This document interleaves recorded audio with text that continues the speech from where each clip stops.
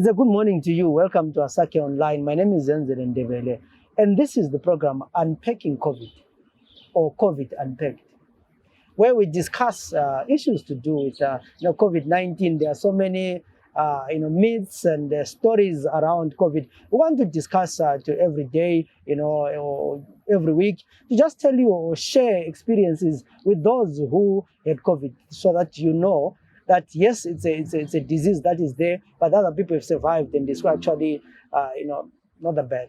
Or we've heard so many stories. But also today in the program, we want to talk about the issue of isolation. We've heard so many stories about Thorn Grove, so many stories about Elangen Center, where people who test positive to COVID are isolated. So we want to find out from someone who was there to share with us the experiences, what they went through, how was the place like, did they get food, did they have blankets, is there, can you call a place where, can you recommend someone to go there? And in the program today, I'll be talking to Thandi Banda, who was actually at the isolation center. Welcome to the program.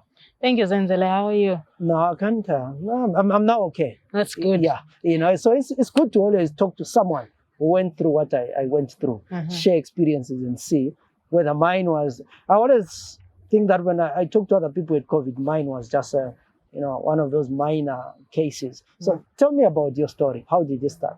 I probably wouldn't have thought that I had COVID if it wasn't for someone else who had tested positive at work.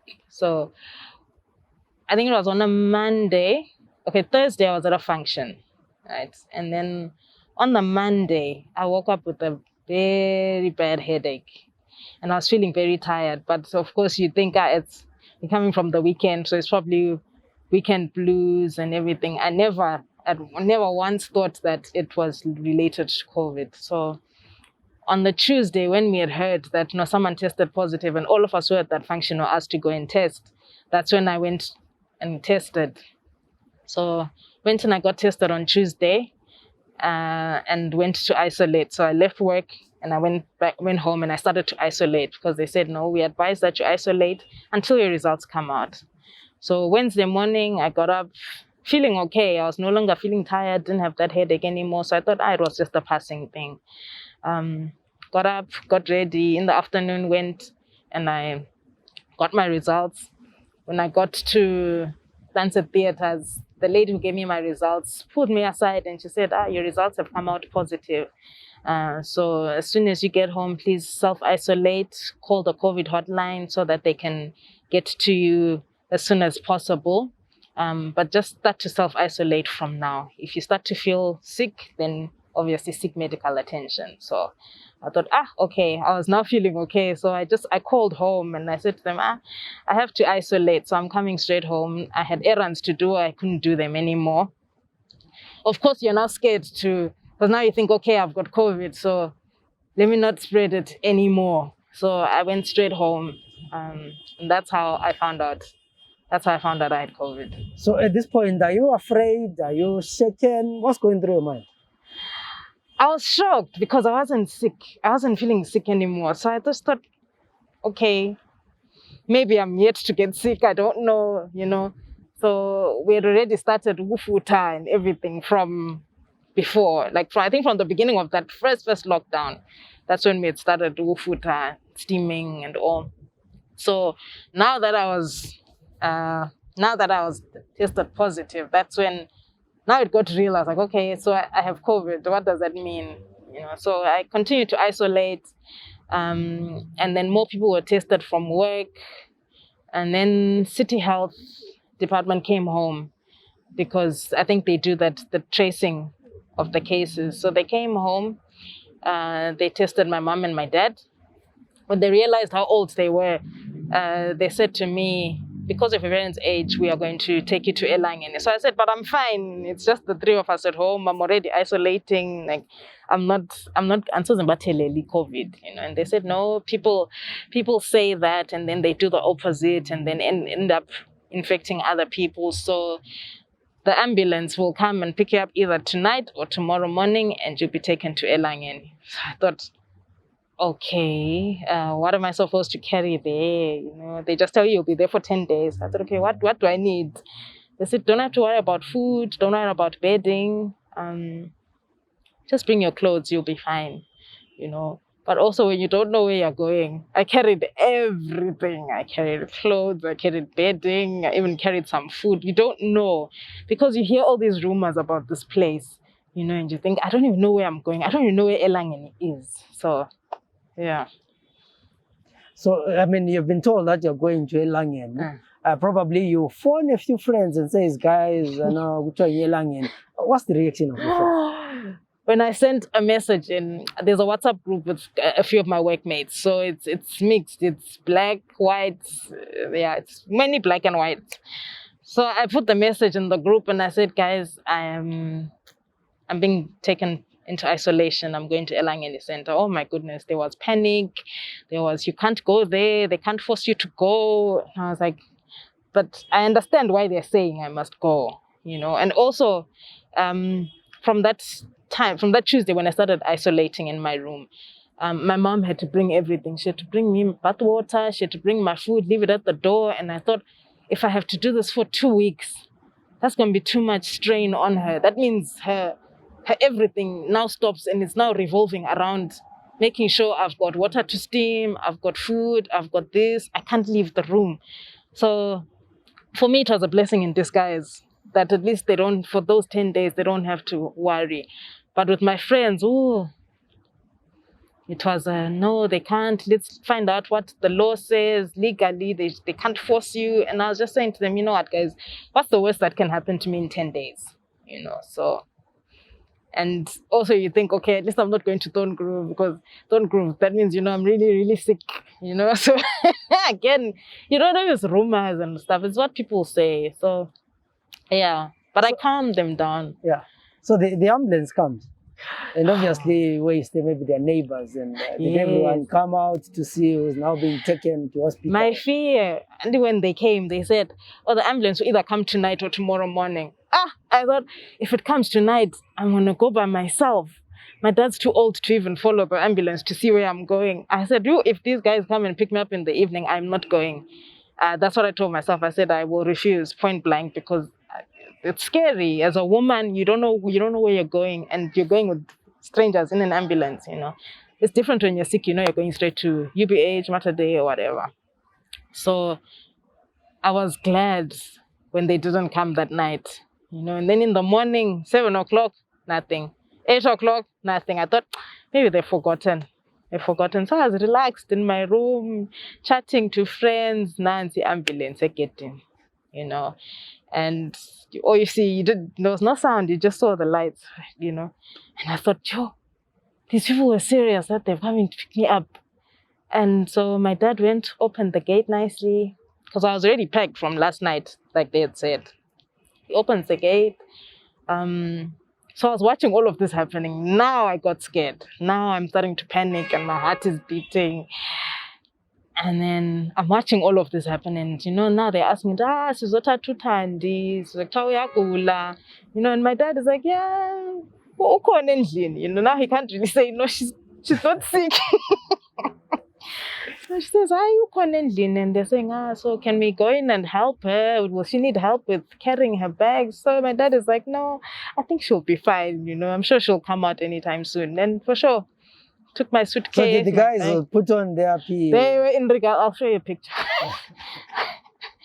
I take life very, very easy, very casually. I laugh at a lot of things. So when I initially got out of the house and I saw them in that whole COVID regalia, you know, I thought, these people are dressed up like this. Just come and pick me up. Okay. So and they're like, how? Sizothatha wena. Sizothatha umuntu ogulayo. Ngathi sizothatha mina.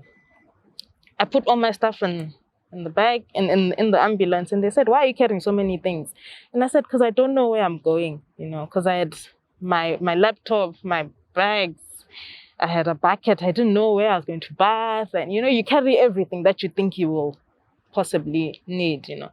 So before I got into the ambulance, I said to them, please can we take a photo, because opportunities like this, they only come like once in your life, you know. So I took a nice selfie with them, and they were very friendly. I must say, they were very friendly, very calm. So that also helped to assure me that, no, I'll be okay. And they also said, don't worry, you'll be fine. You know, with there are other people already there, I'm sure you'll be fine. So that assurance made it a little better from them. So I got into the ambulance, said bye to my parents, and gone. I'm sure the gardeners and stuff were there who saw this ambulance coming, because they drove in and they just drove out. So I think also there was that question, okay, who is sick? You know, or yeah. So you get there. What's like? So I get there and to this place that I do not know, and I think, okay, now I'm officially alone. You know, that's when I felt like, okay, like this is real. Like I'm not at home. I'm far from anyone that I know. I've just been taken by these two friendly men, and they are dumping me. Literally, they helped me. They removed my bags. They sanitized the ambulance. They sanitized my bags. And then one of the nurses came and she introduced herself, explained that, welcome to Elangeni. I'm so-and-so. Just going to she took like a few of my details, checked my temperature. And then she took me to my room. She said, okay, I'll take you to your room now. And as we were walking from where they drop you off, we walked past like just an open space, like a veranda, like just an open space.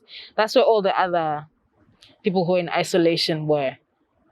And because everyone is socially distanced, you know, it's like walking, you have to walk in between them, and it's like walking, you know, like all these people watching you. So you're very conscious, like, what do they think or what's going on, you know? And they all just greeted me, hi, how are you? Okay, when you finished unpacking, come down and, you know, we'll just relax. So I thought, okay, at least I'm around, you know, nice people. So that was how I was welcomed at Elangeni. So I know we've heard so many stories about, isolation centers. Tell us about the food, the life. I mean, did you get enough food? I came out, I put on weight. I put on weight when I was there. I think all of us who were there kind of all came out with extra. We'd put on extra kgs. You know, that routine of you wake up. Okay, this is a typical day in an isolation center. At about between 5 and 6, the nurses come, and depending on how they are, some, like one would call our names from the corridor, from the beginning of the corridor, and then we'll all come out of our rooms and they'll check our temperatures. Some would actually go door to door and they check our temperatures in the morning. And just check, how are you? Did you sleep okay? Are there any problems? You know, are you breathing okay? Are you feeling okay? So every day they would check on us in the morning. And then you go back to sleep, you wake up. Breakfast was at 10 o'clock. And breakfast would range from, you'd have your tea or coffee, depending on what you wanted. If you wanted it black, you'd have it black. If you wanted it with milk, the powdered milk and sugar.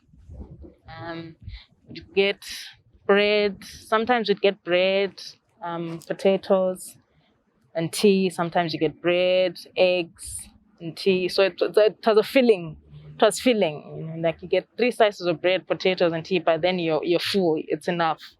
You know, it would last you until lunchtime.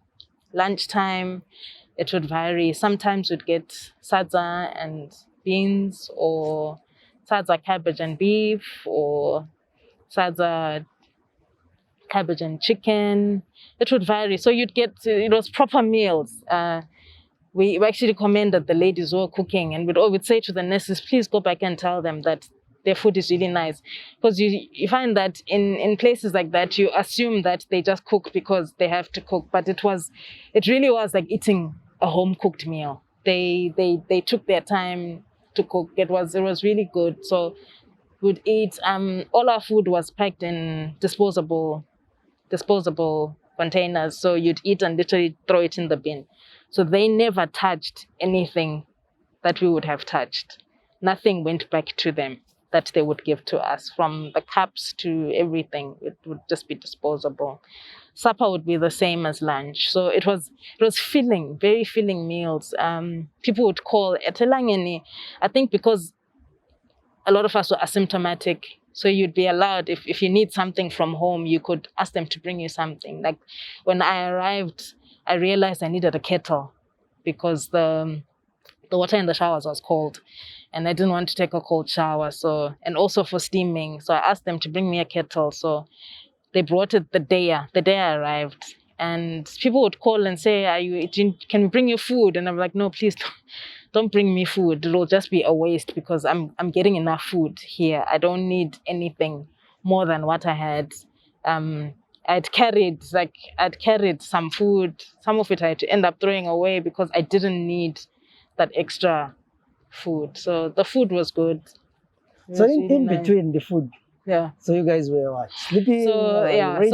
So you breakfast at 10, and then from 10 until lunch would be at about 1. So between 10 and 1, you chose what you wanted to do. There's Wi-Fi access there. But it was mainly, I think, in the men's section. So we never saw them because they'd constantly be watching movies or everything like that. So we'd only see them, I think, like for meals or in the evening, just talking, listening to music and all. So between then, you choose. You can go sleep in your room, or you can just sit outside, or you could just chat with everybody else.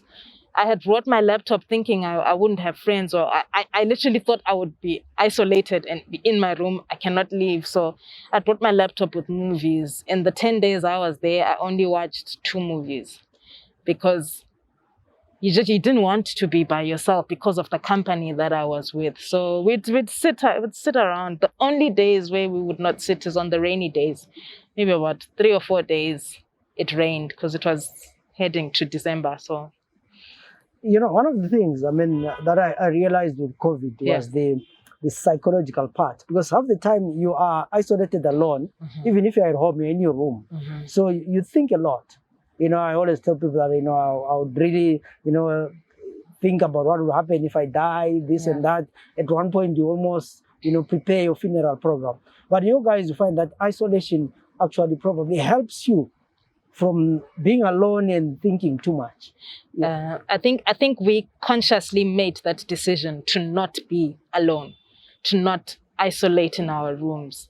The people that we were with were, I don't know, I think it was just who we were. We were constantly checking up on each other, like, how are you feeling today? You okay? Are you tired? Do you have a headache or what?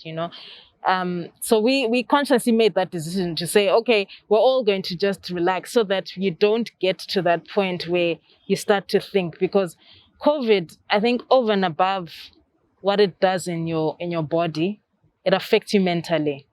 I remember on the 5th day, I woke up just not wanting to be there. Not that anything had happened or anything. I just wanted to be around my people. I wanted to be around family. I just didn't want to be around those people because we met there, but they were not my people, like I just needed something familiar. And so I could feel myself slowly sinking into some form of depression. So I told myself, okay, I need to just go sit around with people because it messes you up psychologically. And also you start to have this fear of people. I remember when we were even talking amongst ourselves, like we were scared to go back to normal life because there you're safe, you're around your own kind, you're all in there together, But now you're coming out and you now don't have COVID. You don't know how people are going to take you afterwards. So it messes. Yeah, you are raising the issue of stigma. Did you feel any stigma after Yes. that? Were you discriminated by people? I was, and it was painful. I think naturally as humans, we yearn for that physical touch, that we want to be close to somebody, even if it's like a little child coming and hugging you or something like that. And when you are with COVID, that's the one thing that they say you mustn't do. Don't get too close to people. So when you come out, you think, oh, wow, I'm going back home. But you're getting home and they're all like, hi, So I think I prepared myself mentally that, okay, as soon as I get home, I need to isolate, because they encouraged us at Elangeni to say, okay, you've been here, people were coming in and out at different times, and they said, you've been around other COVID patients. So when you get home, isolate some off just for a few more days, just for yourself. So I literally got home and went straight into my room. And when I got home, one of my nephews was there. I think because he had heard that this is Thandi Banda, but when I got out of the car, he didn't know what to do. His normal reaction is he jumps on me, and now he couldn't do that. So he literally, when I got into my room, he opened, like my door was open. He took a chair and he just sat on the corridor, and we just spoke. And I think that's what eased him when he saw that, okay, she's okay. They said she was sick, but she's still the same, person. But the main stigma, I think, was getting back into proper society, like wanting to go back to work and all of that. That's when you can tell that people they're talking to you, but it's not the same. They want you to keep your distance. So the stigma is real, but you accept that it's for their own. I don't know if it's ignorance or fear. I don't know. Yeah. I mean, lastly, would you recommend, let's say there's someone who is in a situation like maybe they're living with vulnerable people and they have to isolate, would you recommend somebody to go to Elangeni? To go to Elangeni? Yeah. 100%. Everybody, when I say everybody who works there, everyone who is there was so nice and so assuring to all of us. From the men who would come and sanitize our rooms. I think every other day they were coming in and they would sanitize everything. So they'll tell you, okay, put your laptops away, and they would literally sanitize everything. From those men to the ladies who would clean, to the ladies who would cook, to the nurses. Everybody was nice, we were actually talking. I'm glad that I got this opportunity to come and share, because we were talking about it, to say, so many people have got this negative view of Elangeni Center. We all had it because of what the media says or what people say. Also, maybe at the beginning, they also didn't know what to expect or how to deal with people. But this has been going on for a long time. So I guess when we got there, they had their system in place. So they knew that, okay, no, this is what they basically need. And, so everybody was nice. It's not a place that you can fear. I know when we got to the 10th day, we didn't want to go back home. And even the nurses were saying, don't you want to spend like another day or another 2 days, Yeah. I wouldn't even mind, even if they called me to say, listen, there's someone struggling to cope here in isolation. Can you come and talk to them? I wouldn't mind. I'd go and talk to them, because you need that. We all went in there not knowing where we were going, but we came out having made so many friends. We were in there with a boy, grade 7 boy. So he actually wrote some of his grade 7 papers at Elangeni. That also was nice to witness, because we had such respect also for City Health, for Zimsek, because they came, they assured him, they took him into where he was writing, they invigilated him. He even, we all waited outside, because he was like our son now. We all claimed him. And it was nice for him to be comfortable enough to write. And I remember after his first paper, we said to him, how was it? And he said, I wish I could write all my exams like this. It was so nice. So to have a child that young be so comfortable and so free enough to concentrate on his final exam for primary school, that was, for us, it was commendable. We started a WhatsApp group while we were there with we were calling ourselves inmates. So we started a WhatsApp group with all the inmates, and in that group we added one of the ladies from City Council. And I know when we all came out, we were just expressing our gratitude to her and her team, that, despite everything that everyone says, they are doing something good, They are the unsung heroes, because we are not happy about this and that, but there's certain things that they're doing right. And I think this is one of those things that they're actually doing right. So the more people who hear it would be good. Don't fear going to Elangeni.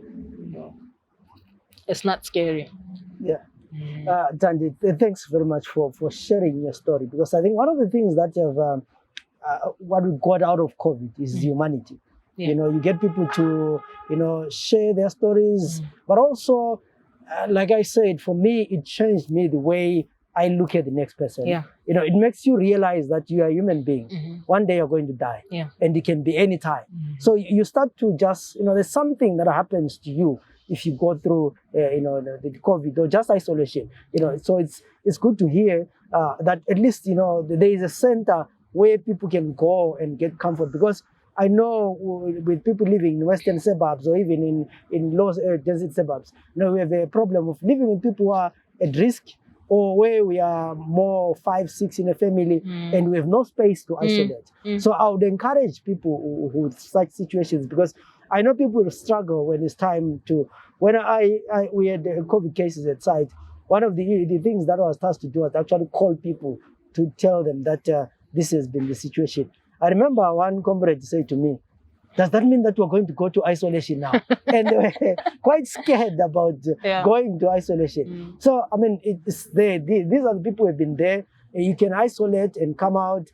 Maybe you actually get a better chance to be more comfortable in an isolation center, because there are people who are looking at after you 24/7. Yeah. Unlike at home, where people are fearing to contact you or to be in contact with you, because they're afraid that they'll get the virus. But also they don't have the necessary skill and necessary equipment to actually deal with you. So I think this is one story that we'd like to, thank the City Council for giving us an opportunity to talk to you, but also run this facility where you're saying there are people, who are going to look at you after you, who are nice and all those kind of things. Because when you're going through that COVID situation, all what you need is maximum love, because you're really going through a lot. Even the days when you're not sick, mentally you're just down. And I hope this program is going to encourage other people who find it difficult to go to isolation and actually learn from it and be encouraged that we have centers that can look after us. You really don't need to struggle at home. My name is Zenzele. Till we meet again next week. Have a good day.